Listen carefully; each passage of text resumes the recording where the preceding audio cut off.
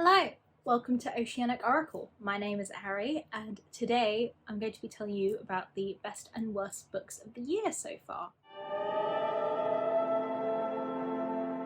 There's actually a tag for this. It's called the mid-year freakout tag.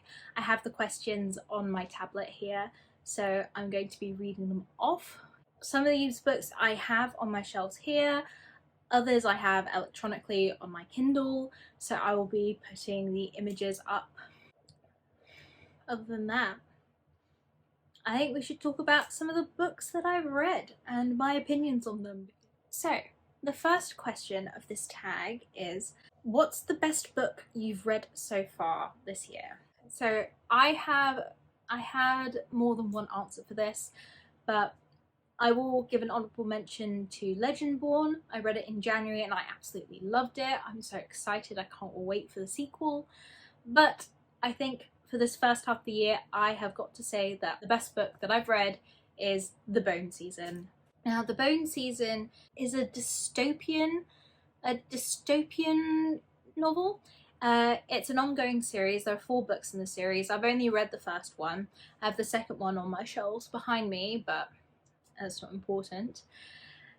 This series sort of splits off from our modern day timeline at the end of Queen Victoria's reign, which is I think 1901, 1902. It's a dystopian story with people who have magical abilities or clairvoyance. I really enjoyed Samantha Shannon's writing and I absolutely love the characters. I think the magic system I find it so fascinating. This is probably going to be one of my favourite ongoing series. Well, we'll have to see after the mime order, but I've heard really, really good things about it, so I'm looking forward to it. I actually went back and read this a second time and going through and annotating it. That's how much I loved it. Anyway, I've been rambling.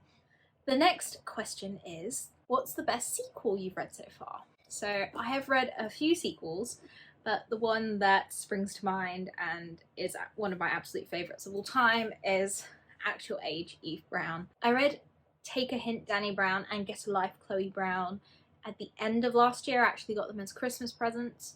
So when I went and picked this up, I was really excited. I love Talia Hibbett's writing. It's just, for me, it's stunning. And this has got to be the best sequel that I've read out of the few that I have read this year. This is a good book. If you haven't read the Brown Sisters trilogy, I've talked about it before, but these are essentially companion adult romance novels.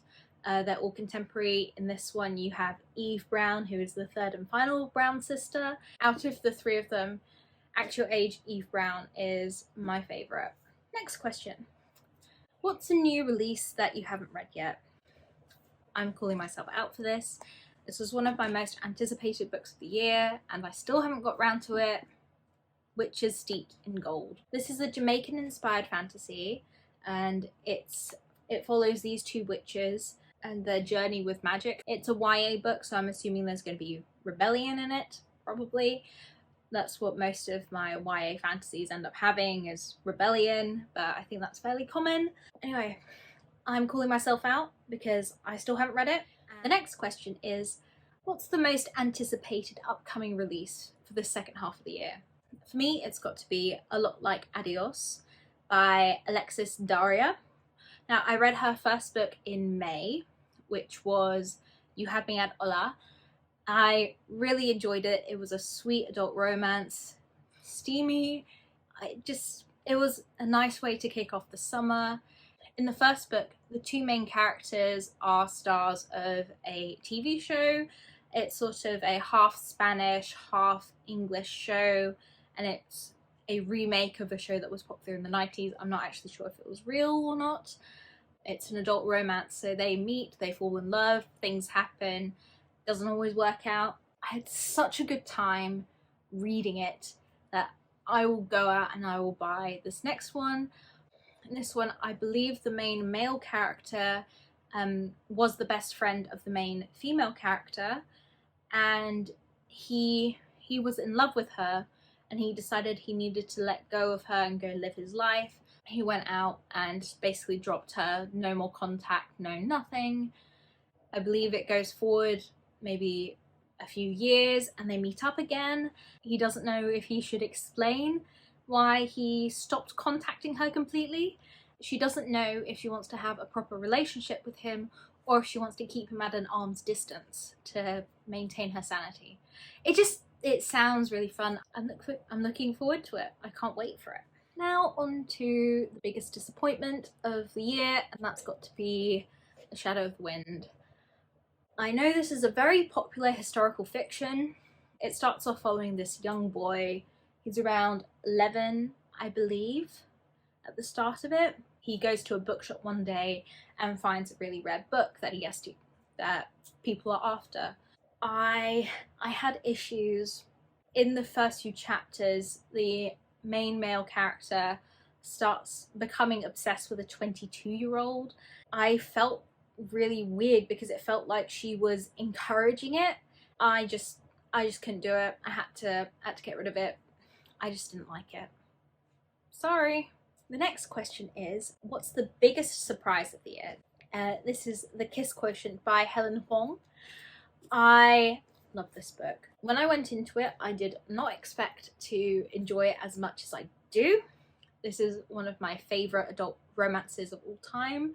In this book, you follow Stella, who has Asperger's, and she's on a quest to find someone to marry because her parents want her to get married and have grandkids. The only thing is she doesn't really enjoy dating. She doesn't enjoy any of that sort of stuff. So she thinks, hey, why don't I hire a male escort to do it? And he can teach me everything I need to know. Going into it, I thought it was just going to be like, I'll probably give it a 4-star. I loved the characters in this. Michael, who's the male lead, is one of my favorites. When I read it, I was really surprised at how much I loved it. And if you like adult romances, pick it up. This is one of my favorites. Oh, it is quite smutty, so if you enjoy that in your books, pick it up. The next question is, who's your new favorite author? For this, I've got to say Jordan Ifueko. So she wrote Raybearer, which I talked about in my June wrap-up. Her writing was just stunning. I loved this book. I loved her writing. Oh, it's just so good. If you don't know about Raybearer, this is an African-inspired fantasy. It follows a young girl called Tarisai. She is kept at an arm's distance from everyone in the compound as she's growing up, and she gets sent off to the capital when she's about 6 and is ordered by her mother to kill the crown prince. It's one of my new favourite YA fantasies and I love it. I just can't say enough good things about it. I love Jordan Ifueko's writing and I'm going to be picking up her next book no matter what, so there you go, that's your answer. Okay, now on to the interesting things. So for this question, it's who's your new fictional crush? Now, for me, it's got to be Ivan Lukov from Lukov with Love. I loved him. I really enjoyed his character. I'll say that first off. And I loved the way that he treated Jasmine in that book, because when you read a book from enemies to lovers, it's just so good. In the book, Jasmine gets sick and Lukov takes care of her. The way that he was described and the way he did things, just aside from the arsehole bit, he was a bit of an arsehole at the beginning, but once you get through a bit of banter, you sort of get it. That's my new fictional crush out of all the books that I've read. He's the most recent one anyway. And the next question is, what's your newest favourite fictional character? It's Paige Mahoney. She is an Irish immigrant in the Bone season. She's our main character. I just love her, and I'm looking forward to reading the next book in the series, and I can't wait to go back and see what she's been up to. The next question is, name a book that's made you cry. And to no one's surprise, The Song of Achilles. I've also mentioned this in my June wrap-up. This book takes you on an emotional journey, and even if you know what's going to happen, it'll still hit you and make you cry. I won't say any more because I've talked about it quite a bit. But yes, this is a book that made me cry so much. So much. The next question is, what's a book that's made you happy? For me, it's going to be Heartstopper Volume 2. This series is just so heartwarming to me. It's just a very happy series. It's so fun. It's just beautiful.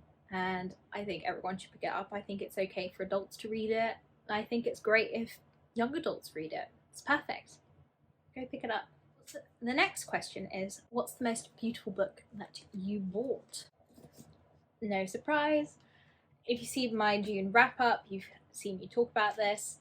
I'm not going to spoil anything, but I will say this is probably one of my newest favourite covers. I just love it. So this is Ariadne by Jennifer Saint.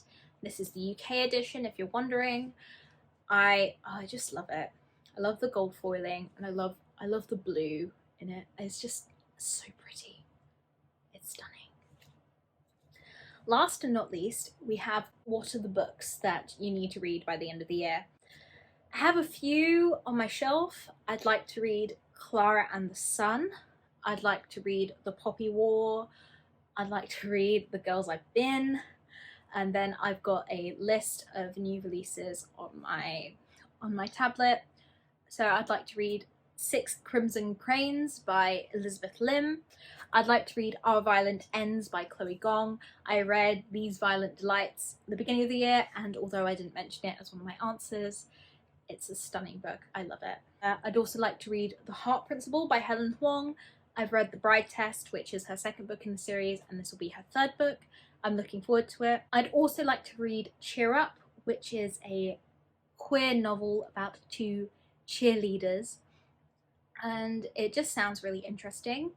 I believe one of them is transgender and the other is a lesbian, so I'm looking forward to seeing where that goes. I'd also like to read If the Shoe Fits. It sounds like a fun Cinderella retelling for the modern day with plus size representation, which I love. And then the last one that I have on my list right now is She Who Became the Sun, which I believe is a Sapphic Mulan retelling. That's all for the mid-year freakout tag.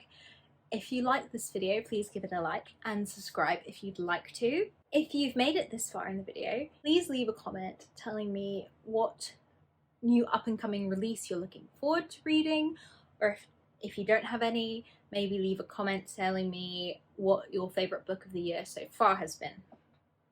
Anyway, I'll chat to you in the next video. Bye!